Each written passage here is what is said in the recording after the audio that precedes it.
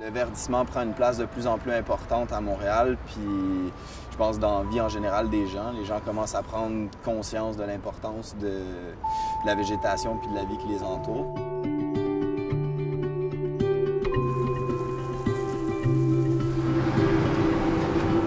Au niveau du verdissement urbain, c'est sûr qu'on est dans une métropole où le niveau de béton est assez important. Donc, chez Sentier urbain, la principale action, en fait, c'est de réduire les îlots de chaleur, de travailler sur augmenter la biodiversité, de travailler un peu sur la sensibilisation, l'éducation en survie alimentaire. On travaille beaucoup aussi en éducation relative à l'environnement. On travaille avec des jeunes en réinsertion socio-professionnelle. Donc, le verdissement, c'est vraiment un moyen d'aller capter l'intérêt de l'être humain pour son milieu, pour améliorer l'espace vivant.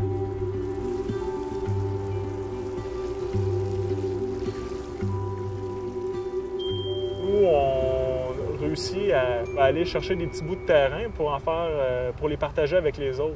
Notre objectif, c'est que les gens les prennent en main. Nous, on a plusieurs choses à faire.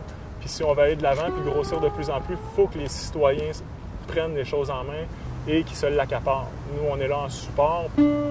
Depuis 1 an, j'ai démarré l'Association des résidents du quartier pour mobiliser les résidents là, à améliorer notre quartier à travers le verdissement, en fait.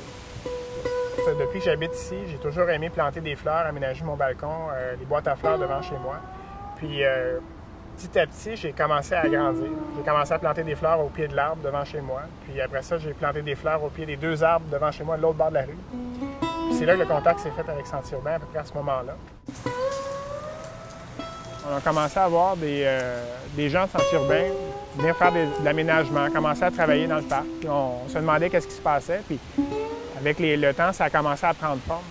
Puis de voir ces gens-là venir dans notre quartier, puis faire des aménagements, puis améliorer les choses, je me suis dit, wow, ces gens-là viennent ici, dans un quartier qui n'est pas chez eux, améliorer l'environnement. Pourquoi nous autres, on ne le fait pas? T'sais? Ça a été une étincelle dans un baril de poudre, puis ça s'est répandu. Là, j'ai fait du porte-à-porte, j'ai rejoint les voisins, j'ai parlé avec Pierre, puis on a commencé les projets. Le verdissement comme tel, c'est beaucoup plus axé sur le partenariat entre les organismes ou les individus chez qui on travaille. Puis ça, c'est cette proximité-là qui est pas habituelle, en fait, dans le domaine.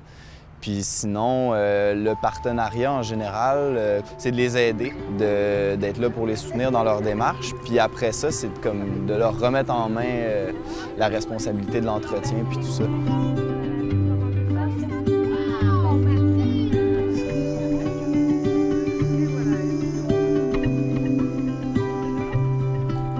Moi, ce que j'aimerais, c'est comme que les jardins prennent l'ampleur et qu'ils craquent le ciment du centre-ville. Fait que je me dis, plus qu'on va en faire, plus que ça va pousser, peut-être plus qu'un jour, ça va craquer, puis on va se ramasser avec des jardins dans les rues et tout.